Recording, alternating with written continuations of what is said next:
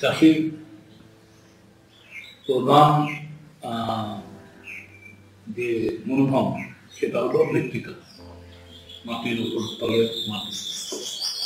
সেটা তৈরি হতে অনেক বেশি সময় লাগে আর নষ্ট হতে খুব কম সময় লাগে। মাটি আর জলে একটা অঙ্গাঙ্গী সম্পর্ক আছে। বেশিরভাগ জলের মাটির যা সমস্যা সেটা জল থেকেই হয়, আর জলের যা সমস্যা সেটা মাটির ধরন থেকেই হয়। তো উপরিতলকে, মাটির উপরিতলকে জলকে বয়ে যেতে দিলে সেই জল তার মধ্যে সৃষ্টি শক্তিও আছে, আবার ধ্বংস করা শক্তিও আছে। এই ধ্বংস শক্তিটা বেশি প্রকাশ পায় যদি জল বেশি গতি বেড়ে যায়, মানে তখন মাটির ভেতরে জলটা না গিয়ে মাটির উপর দিয়ে যদি আরো জোরে বয়ে যায় তাহলে উপরতলের মাটিটা আরো বেশি ধুয়ে নিয়ে যায়। যে জলটা মাটির তলে আসছে সেটা হয় একটা গাছকে ধাক্কা দিয়ে তার থেকে টিপটিপ করে পড়ছে, অথবা সোজাসুজি এসে মাটির উপরে পড়ছে। যদি সোজাসুজি আসে তাহলে মাটির উপর পড়ার পরে সে একটা কাদার স্তর তৈরি করছে, যে কাদার স্তরটার মধ্যে দিয়ে পরে পড়া বৃষ্টিটা আর মাটির ভেতরে যাচ্ছে না, সেটাই তখন জমা হয়ে বয়ে চলে যাচ্ছে। শিবের নাচনের মতন, মানে খুব তিনি শান্ত সমাহিত বলে বলা হয় শিবকে। আবার তারই রুদ্ররূপ, তো জলও সেরকম, মানে হয় সে খুব শান্ত, হয় সে শিব এনার্জি তার মধ্যে আছে, আবার ধ্বংসের এনার্জিও তার মধ্যে আছে। মাটির ভেতরে দু ধরনের গর্ত আছে। একটা হলো উপরিতলের জলকে নিচের তলে নিয়ে যাওয়ার জন্য, ভার্টিক্যাল লম্বভাবে রয়েছে। আরেকটা হচ্ছে ছড়িয়ে রয়েছে ক্ষুদ্র ক্ষুদ্র ছিদ্র, এটা বড় নয়, ক্ষুদ্র ক্ষুদ্র ছিদ্র, কিন্তু এটা হচ্ছে ওই বইয়ের পাখির মতো, মানে এখানে বইয়ের মতো জলটা সাজানো আছে। এই জলটা পরে গাছের কাজে লাগবে। এই যে লম্বভাবে ছাদা উপর থেকে নিচে যেটা যায়, যেটাকে আমরা ন্যাক্রোপোর বলি ইংরেজিতে, মানে বড় বড় নালা। তো একটা বড় নালা আছে আর কতগুলো ছোট নালা আছে পার্শ্ববর্তী ছড়িয়ে যাওয়া। এই মাটির ভেতর অনুচ্ছিদ্র মানে ছোট ছাদা কত আছে, এবং সেটা ডিপেন্ড করে মাটিটার মধ্যে জৈব সার কতটা আছে, জৈব বস্তু কতটা আছে। এবং যদি জৈব বস্তু থাকে তাহলে হাওয়া চলাচলের রাস্তা থাকে, তাহলে সেখানে মাটির তলায় একটা জীবন্ত, মানে যা কিছু অনুজীব আছে, যা কিছু, সেটা প্রাণী জাতেরও হতে পারে, আবার সেটা উদ্ভিদ জাতেরও হতে পারে। মূল কথা হলো যে আমাদের লক্ষ্য হচ্ছে মাটিতে ওই পাশাপাশি সাদার যে জায়গাটা, সেটাকে কি করে আমরা বাড়াতে পারি, মানে অনুচ্ছিদ্র গুলোকে যেখানে জল স্টোর থাকবে, যে স্তরটা, যে জলটা পরে আমার যে ফসলগুলো আছে বা শিকড় গুলো ওটা নিতে পারবে না। তার মানে অনুজীব বাড়বে কিনা সেটাও নির্ভর করে কিন্তু মাটির ভেতরে কতটা জল আছে। যে কিছুটা খাওয়ার দরকার, না হলে গাছ মারতে পারে না, মানে বেশি জল হয়ে গেলে গাছ শিকড় নিঃশ্বাস নিতে পারে না, তারা পচে যায়। আবার জল যদি খুবই কম হয় তখন গাছের জন্য যে খাদ্য, সেটা যদি জলের মধ্যে, মানে গাছ দুদিন ভাবে ঢোকে, তার একটা পথ হলো যে অসমোসিস হবে, অর্থাৎ গাঢ় দ্রবণের দিকে অল্প হালকা দ্রবণের সবসময় একটা, যেমন আমরা পেয়ারা ফল খেয়ে উপরে একটু নুন দিয়ে দিই, জামের উপরে একটু নুন দিয়ে দিই, জামটা না ছাড়ালো ওই ভেতর থেকে যেটা হালকা রস, সেটা উপরে যে জায়গাটায় নুন আছে সেই ঘন রসের দিকে চলে আসে। তো সেরকম যদি সাহায্য হয় অথচ জল না থাকে মাটিতে, তাহলে যেটা সমস্যা হবে সেটা হলো যে ওই জলটা শিকড়ের ভেতরের দিকে না গিয়ে শিকড় থেকে বেরিয়ে বাইরের দিকে আসবে, তারপরে গাছটা ক্ষতি যাবে।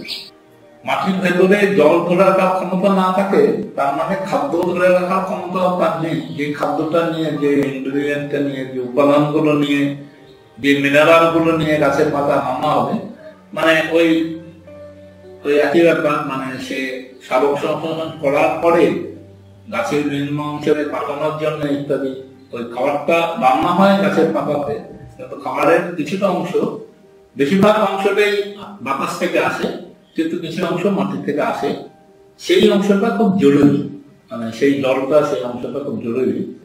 সেটা যদি না আসে তাহলে ওই খাদ্যটা একটু আলুনে থেকে যাবে, মানে তখন গাছের সমস্যা, না রকম সমস্যা হয়, মরে যাবে, শুকিয়ে যাবে, অথবা সেই গাছটা সহজে অন্যান্য রোগ দ্বারা, অন্যান্য পোকা দ্বারা আক্রান্ত হবে।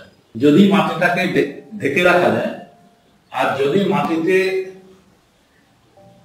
নিয়মিত কিছু কিছু অল্প জৈব সার দেওয়া যায়, জৈব সারটা তরল সার হতে পারে, জৈব সারটা ভালোভাবে উচ্চতাপে তৈরি করা কম্পোস্ট হতে পারে, যেগুলো প্রকৃতির মধ্যে খাবার আছে, মানে প্রকৃতির থেকে যে সমস্ত জিনিসের অবশিষ্টাংশ, ফসলের অবশিষ্টাংশ, যন্ত্রযানের অবশিষ্টাংশ, সেটাকে বেরিয়ে কম্পোস্টে রয়েছে, তার মধ্যে অবশিষ্টাংশ,